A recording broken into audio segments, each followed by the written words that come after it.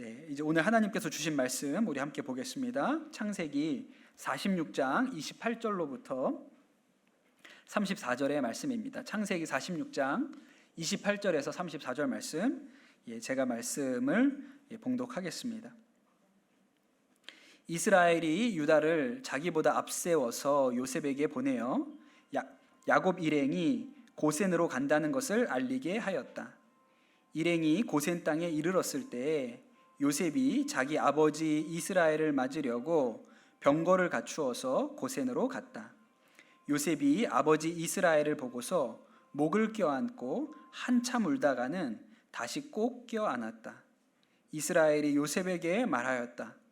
나는 이제 죽어도 여한이 없다. 내가 너의 얼굴을 보다니 내가 여태까지 살아 있구나. 요셉이 자기의 형들과 아버지의 집안 식구들에게 말하였다. 제가 이제 돌아가서 바로께 이렇게 말씀드리겠습니다. 가나안 땅에 살던 저의 형제들과 아버지의 집안이 저를 만나보려고 왔습니다. 그들은 본래부터 목자이고 집짐승을 기르는 사람들인데 그들이 가지고 있는 양과 소와 모든 재산을 챙겨서 이리로 왔습니다.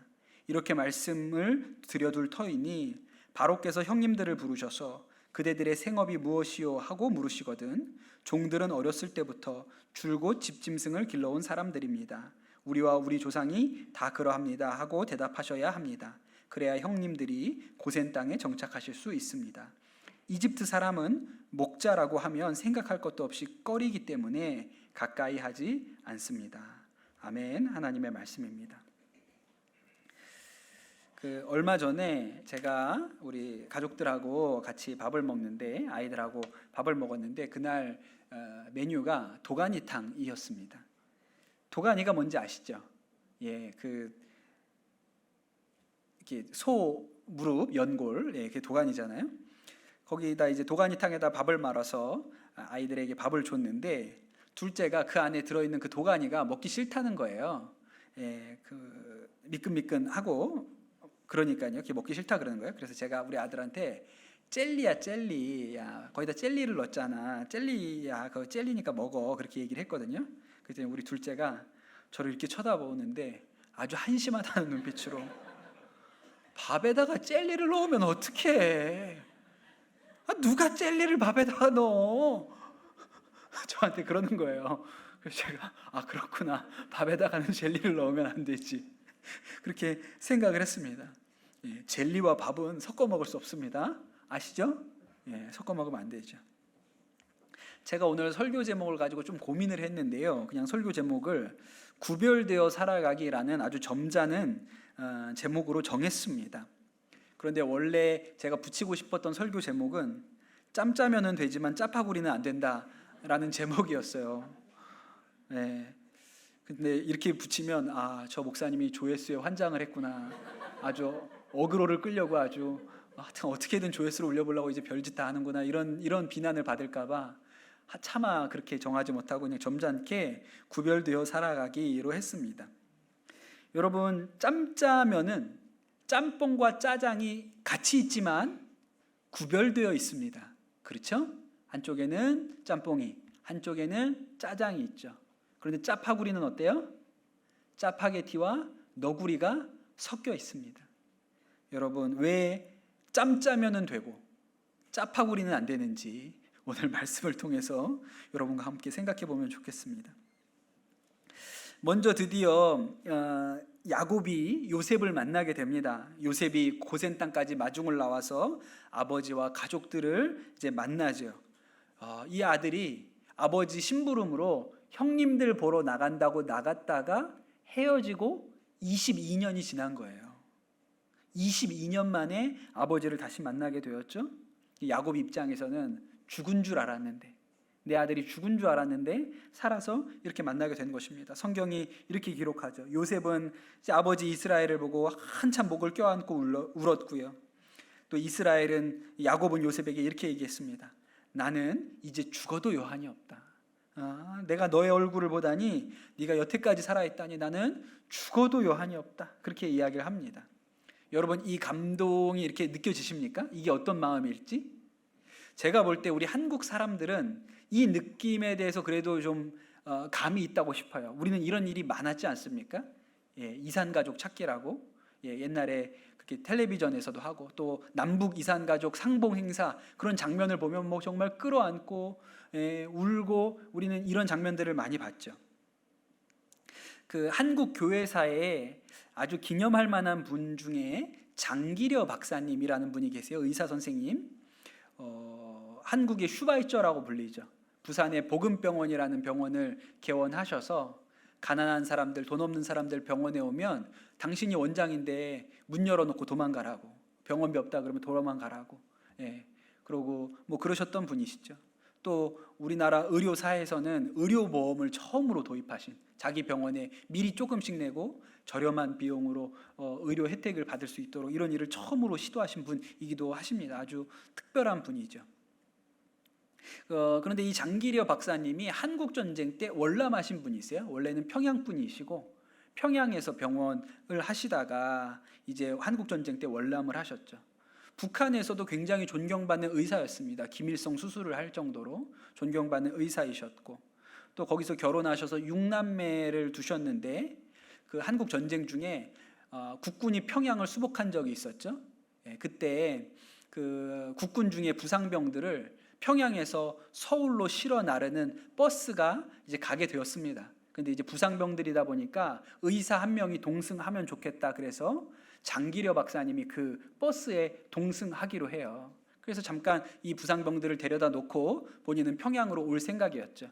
그때 아버지 서울 가신다니까 큰아들이 아버지를 배웅하러 나왔습니다. 그런데 어떻게 하여튼 전쟁통에 막 이렇게 복잡해가지고 아들도 그 버스를 같이 탄 거예요.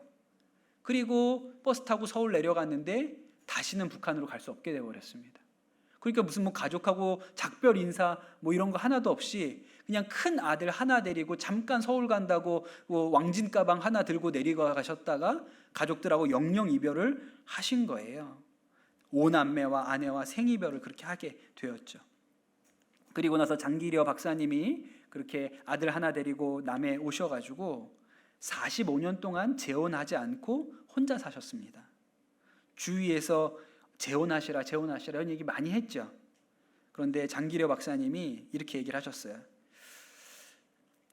나의 사랑하는 아내가 북에 살고 있는데 내 어찌 그 기다림을 저버릴 수가 있겠소. 이분이 이제 북한 분이니까. 내가 평양에서 결혼할 때 목사님이 우리 부부를 앞에 놓고 100년 해로하라고 주례를 하셨으니 재혼은 100년 뒤에 가서 생각해 보기로 하겠어. 이렇게 얘기하셨다 그래요. 아까 1부 때는 잘 못했는데 조금 나아진 것 같습니다. 북한 스타일가. 저를 포함한 남편들이 굉장히 본받을 만한 얘기 아닙니까? 재혼은 100년 지난 뒤에 생각해 보겠다고 그렇게 얘기를 하시고 평생 혼자 사셨어요. 그러다가 나중에 이제 남북 화해 모드 때 그 시기에 이산가족 찾기 남북 상봉 행사를 했지요. 그 장기려 박사님은 너무 유명한 월남 인사세요. 그러니까 정부에서 원래 추첨해서 상봉 행사를 하는데 추첨하지 않고 만나게 해드리겠다고 그렇게 정부에서 제안을 했는데, 이 장기려 박사님이 내가 들어가는 것 때문에 다른 사람이 탈락하면 안 되니 나는 가지 않겠다고 그렇게 얘기를 하십니다. 그래서 3번을 정부에서 상봉 행사에 참여할 수 있도록 해드리겠다고 했는데 3번을 거절을 하세요. 결국엔 아내도 못 보고 아이들도 못 보고 남한에서 그렇게 돌아가셨습니다. 그 후에 아버지는 결국 못 본 거예요. 그런데 그 후에 데리고 온 아들 있죠. 장가용 선생도 의사신데 장가용 선생이 나중에 이제 북에 가서 어머니를 뵙니다. 50년 만에 뵌 거예요. 50년 만에. 헤어지고 나서 50년 만에 가서 어머니 뵙고 한참 껴안고 울었다고 합니다. 그리고 이 장가용 선생이 어머니에게 어머니 저를 기억하시겠어요? 그랬더니 어머니가 하시는 얘기가 이게 꿈이에요? 생시예요? 이렇게 얘기를 하시더라는 거예요. 아들이 헤어질 때 17이었는데 이제 67세가 됐으니 아들한테 반말을 할 수가 없는 거예요. 할아버지가 된 아들이 돌아왔으니. 그래서 이게 꿈이에요? 생시예요? 하시는데 그게 마음이 아팠다고 그런 얘기를 하세요. 근데 아마도 요셉과 이 아버지의 만나는 그 느낌이 어떤 건지 이 얘기를 들어보면 여러분 아마 마음에 좀 짐작이 되실 겁니다. 그런데 여러분, 오늘 말씀 가운데 우리가 눈여겨볼 만한 장면은 그 뒷부분입니다. 요셉이 아버지와 이 가족들한테 말하기를, 이제 조금 있으면 우리가 이집트의 바로왕을 만나러 갈 텐데 그 바로왕이 너희 직업이 무엇이냐? 라고 물어보면 우리는 집짐승 치는 자입니다. 목축하는 사람들입니다. 그렇게 이 얘기를 하라는 거예요. 이집트 사람들은 전통적으로 그 나일강 유역에서 농사를 지으면서 살았습니다. 그래서 이집트가 부유하고 뭐 소출도 많고 이렇게 가뭄 때에 사람들이 이집트로 가는 것은 거기가 농사 짓는 땅이기 때문에 그래요. 그래서 이집트 사람들은 대부분 농민이었습니다. 그러나 이 야곱의 가족들, 이 사람들, 가나안 땅에 살던 이 사람들은 유목민이죠. 짐승 치는 사람들이었어요. 그러니까 뭐 야곱이 바로왕 앞에 가서 우리가 목축하는 사람들입니다 라고 말하라는 게 뭐 맞는 얘기입니다. 당연히 그렇게 얘기를 해야 되는 것이죠. 그런데 뭐가 이상하냐면 요셉이 가족들에게 우리는 목축하는 사람입니다 라고 대답을 하라고 하는데 그 이유를 설명하는 게 좀 이상해요. 납득하기가 좀 어렵죠. 오늘 읽을 말씀 34절 뒷부분에 보면 이집트 사람은 목자라고 하면 생각할 것도 없이 꺼리기 때문에 가까이 하지 않습니다. 그렇게 얘기를 하는 거예요. 옛날 성경에는 뭐라고 나왔냐면 애굽 사람은 목축을 가증히 여기기 때문입니다 라 그랬어요. 가증히 여긴다는 말은 이집트 사람들 볼 때는 목축은 아주 천한 일이에요. 그것은 아주 더러운 일이에요. 그래서 저런 사람들하고는 상종하지 말아야 돼요. 그게 목축이기 때문에 목축하는 사람입니다 라고 이야기를 해야 된다는 거예요. 그게 좀 이상하죠. 이집트 사람들이 그렇게 목축을 멸시하고 싫어하고 그렇게 하는데 왜 야곱은 자기 가족에게 목축하는 사람입니다 라고 말해야 할까요? 우리나라 최초의 이민이 그 하와이 이민이었습니다. 그때 인천에 있었던 내립교회, 지금도 있거든요. 그 내립교회 존스 목사님이 앞장서 가지고 조선 사람들을 모아서 하와이로 첫 이민을 보냈어요. 그래서 첫 이민선에 탔던 사람 중에 절반이 내립교회 교인들이었거든요. 그래서 하와이에 내려가지고 사탕수수 농장에서 일을 했습니다. 그래서 엄청나게 힘들었다 그래요. 덥기도 너무너무 덥고 일은 너무 고생스럽고 분명히 일꾼으로 갔는데도 불구하고 농장주들이 채찍을 휘두르면서 그렇게 일을 시켰다고 합니다. 그렇게 고생하면서 일을 했는데 그렇게 일하러 간 사람들이 아주 이게 중노동이다 보니까 대부분 남자들인 거예요. 그러니까 집에 돌아가 봐도 기쁨이 나게 하나도 없죠. 그러니까 남자들끼리 맨날 모여가지고 일 끝나면 술 먹고 노름하고 그러니까 이게 뭐 삶이 형편없는 거예요. 그래서 이렇게 하면 안 되겠다. 그래서 조선에서 여인들을 데리고 와서 결혼을 시켜야겠다라고 생각해서 조선에서 하와이에 시집갈 여자들을 고릅니다. 근데 여러분 뭘 믿고 간다 그래요? 남편이 누군지 모르는데. 그래서 어떻게 해요? 남편 사진 한 장만 보고 그 중매장이가 하와이에서 사진 받아와서 사진 한 장만 보고 이제 결혼하러 가는 거예요. 여러분 세상에 제일 믿을 수 없는 게 사진입니다. 사진이 진짜 믿을 수가 없는 거예요. 그 사진만 보고 갔습니다. 그래서 이분들을 사진 신부라고 하잖아요. 사진 신부. 사진 신부 중에 마지막으로 생존하셨던 분이 유분조라는 할머니시거든요. 100세 넘게 사셔서 마지막까지 살아계셨던 할머니신데 이분이 19살에 시집을 갑니다. 그 19살에 하와이 이민선을 타고 남편 사진 한 장 보고 간 거예요. 갔더니 남편이 분명히 사진에는 20대처럼 보였는데 42이네 나이가. 자기는 19인데 남편은 42이라는 거 중늙은이가 있어요. 근데 제가 지금 보면 42살의 중늙은이는 아닙니다. 그렇지는 않아요. 우리 청소년들 제가 중늙은이로 보입니까? 아니죠. 42살도 괜찮습니다. 그렇게 해서 뭐 어떡합니까? 이제 뭐 하와이까지 왔으니까 결혼해야죠. 그래서 결혼해가지고 근데 남편들이 와서 막상 결혼을 해보니까 이미 너무 고생을 해가지고 몸들이 다 망가져서 일도 못하는 거예요. 그때부터 이제 이 아내들이 사진 신부 아내들이 막 별의별 허드렛 일을 다 하면서 그렇게 가족을 부양을 했어요. 근데 여러분 이 사진 신부와 첫 이주민 사이에 이제 자녀들이 태어날 거 아니에요. 결혼을 했으니까. 여러분 같으면 그 자녀들 무슨 일 시키고 싶으시겠어요? 너 아버지 가업을 물려받아서 계속 사탕수수 농장에서 설탕 만들면서 살아라 이렇게 하시겠습니까? 나는 고생했지만 자식들 그렇게 고생하면 안 되잖아요. 고생은 내 대에서 끝나야지. 그래서 이 유분주 할머니도 5남매 있었는데 그 1900년대 초에 5남매를 다 대학까지 보냈어요. 하와이에서 다 대학 보냈습니다. 그리고 어떻게 생각하셨냐면 미국 사람하고 결혼하는 것도 괜찮다. 왜? 어차피 여기 살아야 되니까. 그렇게 깨어 있으셨던 분이세요. 그게 부모 마음이죠. 그런데 그런 면에서는 요셉을 이해하기가 되게 어려운 거예요. 요셉은 자기 가족에게 뭐라고 얘기하라고 했냐면 우리는 목축하는 사람입니다. 우리는 대대로 천민이고 이 나라에 와서도 천민으로 살 거니까 저쪽에 땅 하나 주시면 거기서 우리는 대대로 상종하지 않고 천민으로 살겠습니다. 이렇게 얘기하는 거거든요. 누가 자기 자식을 천민으로 만들고 싶습니까? 여러분, 조선 시대에 아주 그 신분제가 명확한 시대였죠. 산업공상이라고 해서 제일 위에 선비가 있고 그 뒤에 농사꾼이 있고 그 밑에 장사꾼이 있고 그리고 거기에도 못 들어가는 사람 천민, 천민들이 있었어요. 백정, 망나니, 기생 뭐 이런 사람들, 무당들, 사람 취급도 못 받고 사는 사람들이 우리나라에도 있었지 않습니까? 그런데 어떻게 했어요? 지금 요셉이 하는 얘기는 자기 가족을 다 그렇게 천민으로 만들겠다는 거예요. 진짜 이상하죠. 아니, 아까 유분주 할머니 같으면 내 자식들은 나는 이렇게 와서 고생을 해도 내 자식들은 공부시켜서 대학 보내고 잘 살게 해서 내가 총리인데 우리 자녀들도 이집트에서 고위 간직에도 올라가고 군대도 장관도 하고 그럼 뭐 이집트 사람들 농사 지면 농사도 짓고 그렇게 살면 얼마나 좋습니까? 그런데 그렇게 하지 않았던 거예요. 그것은 요셉에게 뜻이 있었기 때문에 그렇고 하나님께서 이 가족에게 가지신 계획이 있었기 때문에 그런 것이죠. 그것이 뭘까요? 이 야곱의 가족들이 이제 이집트로 내려갔습니다. 왜 그랬을까요? 가뭄 때문에 내려간 거잖아요. 그런데 여러분, 하나님께서 이 이스라엘 백성들, 그 야곱의 가족들에게 주겠다고 약속하신 땅은 이집트가 아닙니다. 가나안이에요.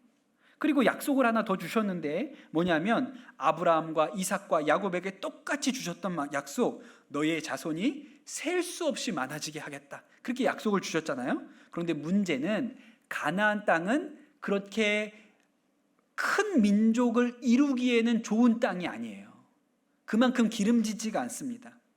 원래 유목민들의 출산율은 농업보다 현저하게 떨어지게 돼 있어요. 아주 간단하잖아요. 여러분, 몽골의 사람이 많아요? 중국의 사람이 많아요? 중국에 많죠. 몽골은 사람이 없어요.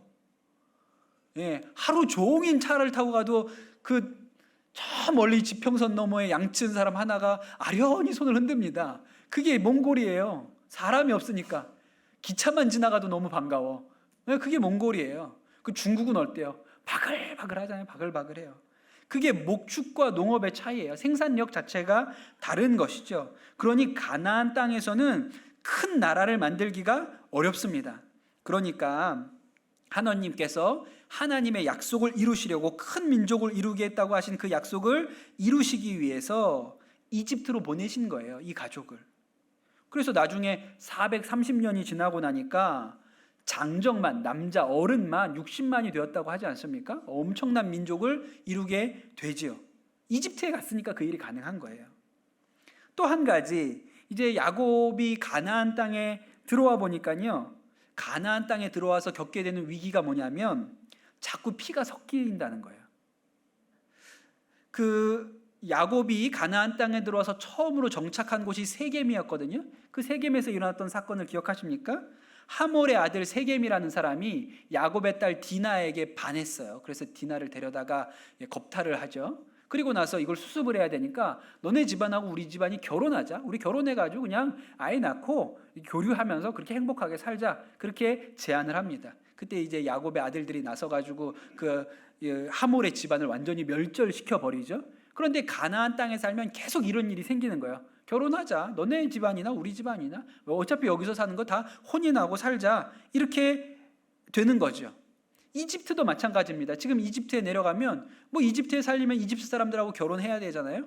그러니까 그것을 막기 위해서 요셉은 자신의 가족들을 불가촉 천민으로 만든 거예요.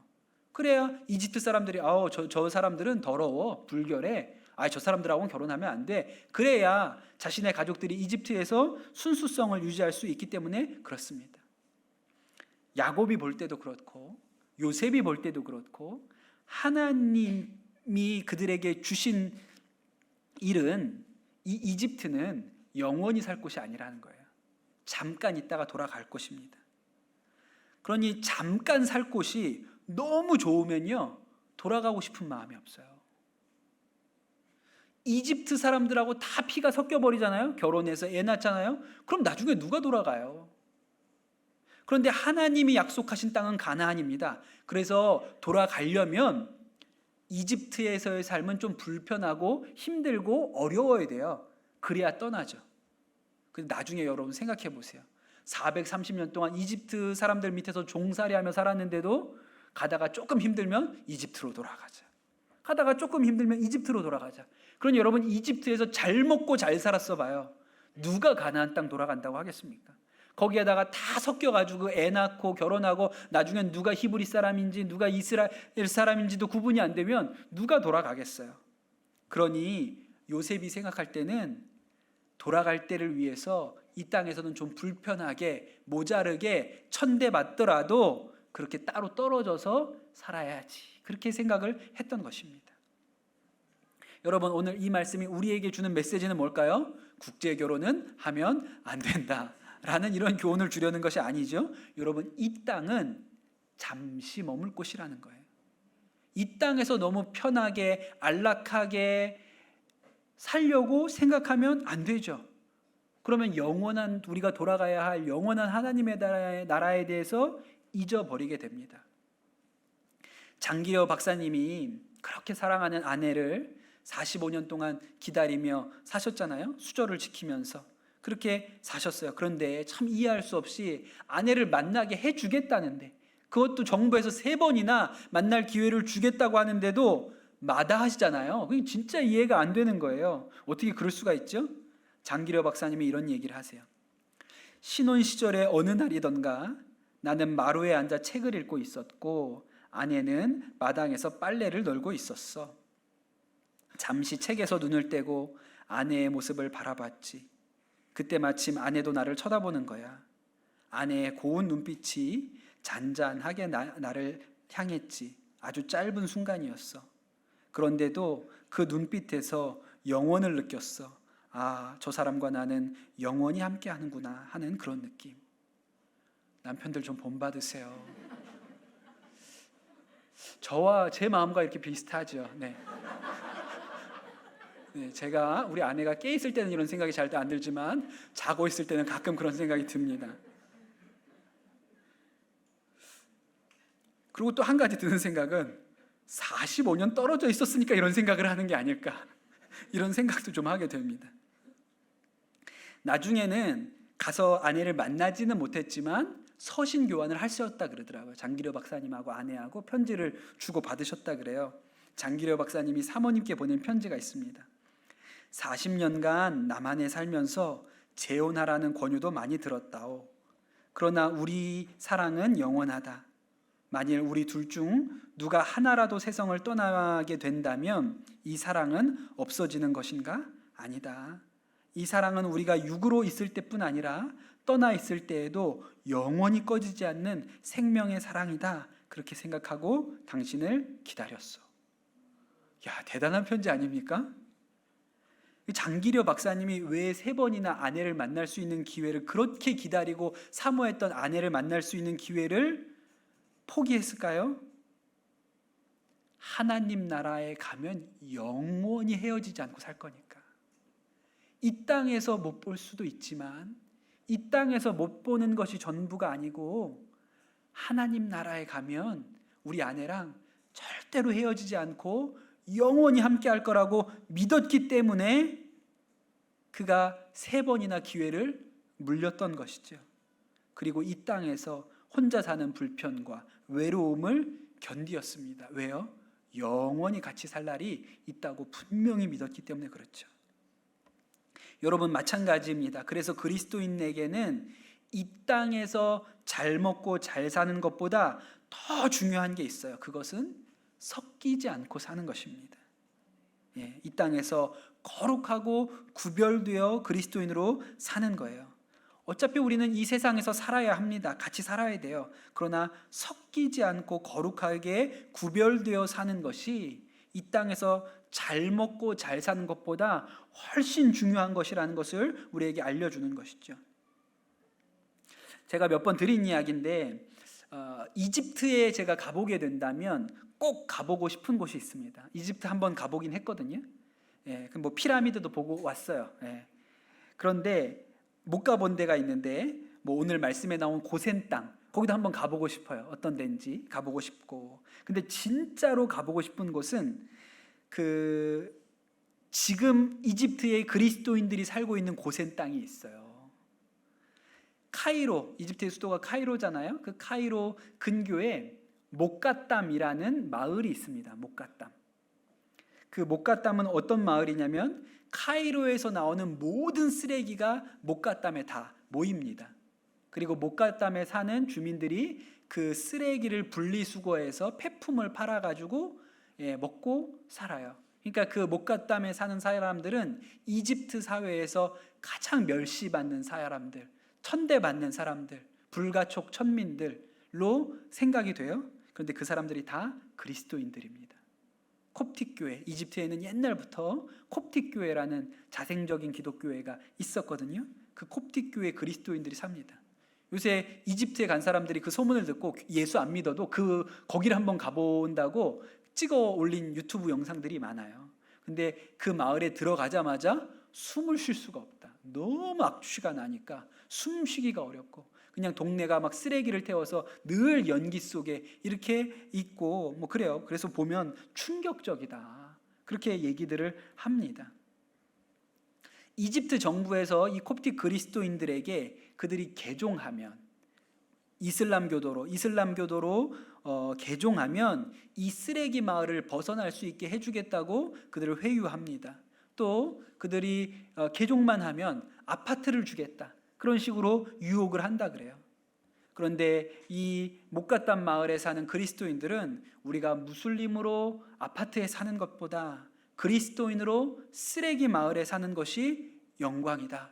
그렇게 마음 가운데 믿고 자녀들도 이 마을에 사는 것이 지겨워서 떠날까 봐 태어나자마자 손등에다가 십자가 문신을 새겨서 배교하지 못하도록 그렇게 아이들을 양육한다고 그렇게 합니다.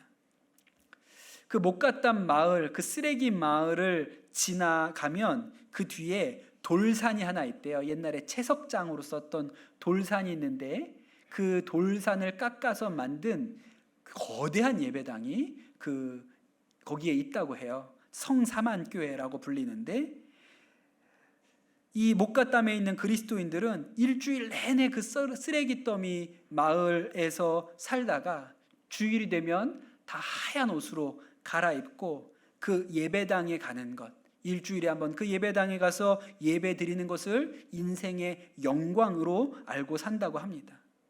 어떻게 그럴 수가 있을까요? 우리가 이 땅에서는 쓰레기 마을에서 살지만 여기는 우리가 영원히 살 곳이 아니다.